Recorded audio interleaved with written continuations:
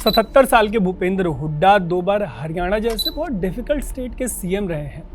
Difficult इस लिहाज से कि 1 नवंबर 1966 को पंजाब से अलग होकर हरियाणा एक नया राज्य बना। तब से अब तक राज्य में कुल 2 ही ऐसे सीएम हुए हैं जो 9 साल से ज़्यादा समय तक सीएम ऑफिस में रह पाए। उनमें से एक हैं भूपेंद्र हुड्डा। इतना ही नहीं, वो बैक टू बैक 2 बार हरियाणा के सीएम बने। ये सब तब है जबकि कई ऐसी चीज़ें हैं जो उनके फेवर में नहीं रहीं, जैसे कि वो कांग्रेस के उस G23 ग्रुप का हिस्सा थे जिसने गांधी परिवार के खिलाफ मोर्चा खोला था।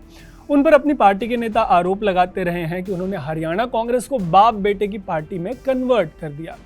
एक समय जब रॉबर्ट वाड्रा और DLF लैंड का विवाद हुआ था तो ऐसा लगा कि तब हुड्डा का नाम इसमें आया था और ऐसा लगा कि उनकी राजनीति खत्म हो जाएगी। लेकिन 2024 का लोकसभा चुनाव हो या इसी साल हो रहा हरियाणा विधानसभा चुनाव, कैंडिडेट सिलेक्शन से लेकर गठबंधन तक तो हुड्डा की जो छाप है वो साफ नजर आती है। नमस्ते, मेरा नाम है तरुण और इस स्टोरी में आपको यही बताएंगे कि किन वजहों से भूपेंद्र हुड्डा हरियाणा कांग्रेस के सर्वे सर्वा हैं। शुरू करते हैं ये स्टोरी, लेकिन सबसे पहले ऐसी ही स्टोरीज के लिए आप स्विच को फेसबुक, यूट्यूब और इंस्टाग्राम पे फॉलो और सब्सक्राइब जरूर कर लीजिएगा। कांग्रेस अपने रिवाज पे कायम है। रिवाज ये कि वो किसी स्टेट इलेक्शन में अपना सीएम फेस अनाउंस नहीं करते। यही हाल हरियाणा में भी है। हालांकि इस पर कोई बहस नहीं है कि हरियाणा में कांग्रेस के सबसे बड़े नेता भूपेंद्र सिंह हुड्डा बने हुए हैं। इसका सबूत इससे भी मिलता है कि हरियाणा में कांग्रेस ने जितने कैंडिडेट्स सेलेक्ट किए हैं सब के ऊपर हुड्डा की छाप है। मीडिया रिपोर्ट्स के मुताबिक राहुल गांधी चाहते थे कि हरियाणा में कांग्रेस का आपसे गठबंधन हो जाए, लेकिन हुड्डा ऐसा नहीं चाहते थे और दोनों पार्टियों का अलायंस जो है वो फाइनली नहीं हो सका। ऐसे में कैंडिडेट सिलेक्शन से लेकर आपके साथ अलायंस हो, ऐसे तमाम फैसलों में पार्टी ने हरियाणा की कुमारी शैलजा से लेकर रणदीप सुरजेवाला तक ऐसे तमाम बड़े नेताओं के ऊपर जो भूपेंद्र हुड्डा है उनको तरजीह दी है। यही नहीं, 2024 में हुए लोकसभा चुनाव में भी हरियाणा में कांग्रेस ने जो 10 सीटों पर अपने कैंडिडेट उतारे थे वो हुड्डा के हिसाब से उतारे थे। 10 में से 1 सीट आम आदमी पार्टी के लिए छोड़ी गई थी। नतीजे आने के बाद 5 पर बीजेपी को जीत मिली और 5 पे कांग्रेस को। 5 ही सीटें जीत पाने की वजह से हुड्डा की इस बात को लेकर आलोचना हुई कि उन्होंने सही से टिकट बांटे होते तो कांग्रेस को लोकसभा चुनाव में हरियाणा में और सीटें मिलती। हालांकि ऐसी आलोचना का हुड्डा की सेहत पर कोई असर नहीं पड़ा। उल्टे हरियाणा में कांग्रेस को 2019 की तुलना में 15% ज़्यादा वोट मिले। वैसे हुड्डा का सिक्का आज से नहीं चल रहा। दरअसल 1998 में सीताराम केसरी के हाथों से जब कांग्रेस की कुर्सी चली गई तब सोनिया गांधी के हाथों में पार्टी की कमान आ गई। बीतते समय के साथ 2005 के करीब हुड्डा सोनिया गांधी के जो करीबी थे उनमें शामिल हो गए। ये वो दौर था जब हरियाणा में जो राजनीति है वो वहाँ के 3 लालों के बीच घूमती थी और ये 3 लाल थे देवीलाल, बंसीलाल और भजनलाल। हुड्डा के उदय को ही हरियाणा में तीनों लालों की राजनीति के अंत के तौर पर देखा जाता है। ये 2005 का दौर था। हरियाणा में कांग्रेस को बड़ी जीत मिली थी। तब हरियाणा में भजनलाल के हाथों में पार्टी की कमान जो थी वो हुड्डा के हाथों में सौंप दी गई। जाट समुदाय से आने वाले हुड्डा के हाथों में पार्टी की कमान आने के बाद बाकी जाट नेताओं की राजनीति भी स्टेट में कमजोर होती चली गई। वो कमज़ोर हुए और हुड्डा मजबूत होते चले गए। हुड्डा के मजबूत होने के पीछे की एक बड़ी वजह है जाट कम्युनिटी।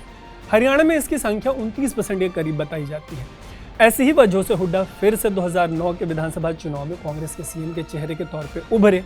90 विधानसभा सीटों वाले हरियाणा में कांग्रेस को 40 सीटें आई। सरकार बनाने के लिए 6 सीटें और चाहिए थी, 50%+1। सीएम की कुर्सी पर फिर से बैठने के लिए हुड्डा 6 इंडिपेंडेंट विधायकों को अपने साथ ले आए। ऐतिहासिक ये भी था कि 1972 के बाद पहली बार किसी पार्टी ने हरियाणा में बैक टू बैक 2 बार सरकार बनाने में सफलता पाई थी। हालांकि 2014 में हुड्डा के सितारों ने बुलंदी से गिरना शुरू किया। प्रियंका गांधी के पति रॉबर्ट वाड्रा और DLF की डील का जोरदार मुद्दा उठा। आम आदमी पार्टी और बीजेपी ने इस मुद्दे पर कांग्रेस को जमकर घेरा। असर ये हुआ कि इस साल हरियाणा में हुए विधानसभा चुनाव में कांग्रेस हाशिए पर सिमट गई। हालांकि तब भी हुड्डा और गांधी परिवार के रिश्तों में किसी तरीके की कोई खटास नहीं आई। हुड्डा उन 23 नेताओं के ग्रुप में भी शामिल हुए जो लगातार हो रही चुनावी हार के बाद गांधी परिवार पर बहुत ज़्यादा हमलावर हो गया था। इस ग्रुप ने गांधी परिवार की जमकर आलोचना की, खुलेआम आलोचना की। नेतृत्व परिवर्तन जैसी मांग उठी। इसी ग्रुप से गुलाम नबी आज़ाद जैसे कई नेता पार्टी छोड़कर भी चले गए, लेकिन हुड्डा न सिर्फ कांग्रेस में बने रहे बल्कि गांधी परिवार से भी उनके रिश्ते बरकरार रहे। सिर्फ गांधी परिवार ही नहीं, कहते तो ये भी हैं कि पीएम नरेंद्र मोदी से लेकर अमित शाह तक के साथ उनके बहुत अच्छे संबंध हैं। हालांकि 2014 में पीएम नरेंद्र मोदी के चेहरे की जैसी आंधी आई, उसकी वजह से हुड्डा पिछले 10 सालों से सीएम की कुर्सी से फिलहाल दूर है। लोकसभा चुनाव में बीजेपी को लगे झटकों के बाद हुड्डा और कांग्रेस को सीएम की कुर्सी कम से कम दिखाई देनी शुरू हो गई होगी। ऊपर से 2019 के चुनाव में भी हुड्डा की लीडरशिप में कांग्रेस ने बीजेपी को तगड़ी चुनौती दी थी। इस चुनाव में बीजेपी को 90 में से 40 सीटें मिली थी, वहीं कांग्रेस को 31 सीटें मिली थी। सरकार बनाने के समय दुष्यंत चौटाला, जो कि जेजेपी के नेता हैं, उन्होंने बीजेपी से हाथ मिला लिया, जबकि वो जो इलेक्शन लड़े थे वो कांग्रेस बीजेपी के खिलाफ लड़े थे, किसानों के नाम पे लड़े थे।